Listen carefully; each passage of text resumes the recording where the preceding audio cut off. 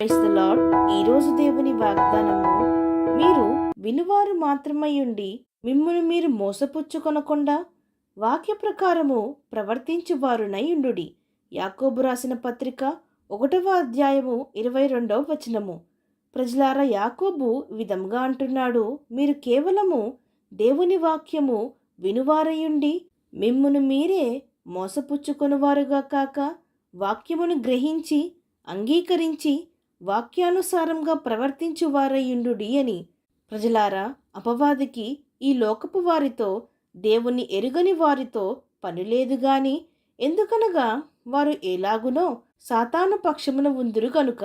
కాని ఎందరైతే దేవుని పక్షమున ఉందురో, ఎందరైతే సాతానును విడిచి లేక విడిపింపబడి దేవుని పక్షమున ఉందురో, వారినే సాతాను ఎక్కువగా శోధించును, అనేక విధములుగా శోధించును.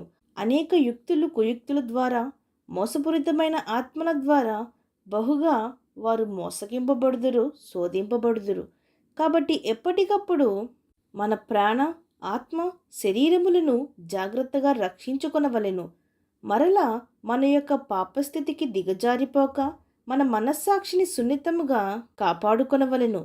కాబట్టి భక్తుడు ఈ విధంగా అంటున్నాడు, సమస్త కల్మషమును విర్రవీగుచున్న దుష్టత్వమును మాని లోపల నాటబడి మీ ఆత్మలను రక్షించుటకు శక్తిగల వాక్యమును సాత్వికముతో అంగీకరించుడి అని.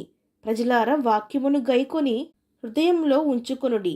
ఆ వాక్యము మనల్ని పాపము చేయకుండా కాపాడి హెచ్చరించును. దేవుని వాక్యమును విని వాటిని పెడచెవిని పెట్టేవారంగా కాక, వాక్యము మన హృదయంలో విత్తబడినప్పుడు దానిని సాతాను దొంగలించి ఎత్తుకుని వెళ్ళేదిగా కాక, హృదయంలో లోతు లేనందున ఆ నాటబడిన వాక్యము ఎండిపోయేదిగా కాక, లేక దేవుని వాక్యమును ఐహిక విచారములతో అణిచివేసేదిగా కాక, మంచి నేలను నాటబడినదై అనుదినము జీవజలమును ఊటలైన దేవుని వాక్యమును విని గైకొని ఆ ప్రకారముగా నడుచుకుంటే, ఆ ప్రకారంగా ప్రవర్తించితే మనము పడిపోక స్థిరులుగా ఉందుము. అంత్యదినములలో అబద్ధ బోధలకు లొంగిపోక, అబద్ధములకు మోసపోక, లోక ఆకర్షణలకు మోసపోక, దేవుని వాక్యము ఏమి సెలవిచ్చునో వాటినే మనము చేయువారంగా ఉండవలెను. మన ప్రవర్తన విషయమై మనల్ని మనం కాపాడుకొనవలెను, కాచుకొనవలెను. దేవుని వాక్యము వినుట వలన విశ్వాసము కలుగును. అవును అన్నవారు నాతో పాటు ప్రార్థనలో ఏకీభవించండి. ప్రార్థన.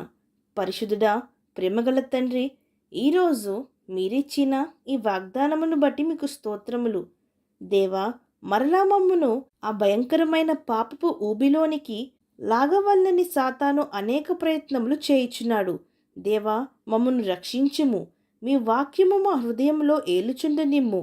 మీ అధికారము మా పైన ఉంచి మీ రెక్కల చాటున మమ్మను భద్రపరచమని వేడుకుంటూ, మీ వాక్యపు శక్తితో అపవాదిని, వాడి యొక్క యుక్తులను కుయుక్తులను ఎదిరించి పారద్రోలుటకు మా ప్రతి ఒక్కరికి శక్తిని దయచేయమని వేడుకుంటూ, సమస్త మహిమాగంతులు మీకే చెల్లిస్తూ, ప్రభువైన యేసుక్రీస్తు నామం పేరట అడిగి వేడుకొంచున్నాం పరమ తండ్రి. ఆమేన్.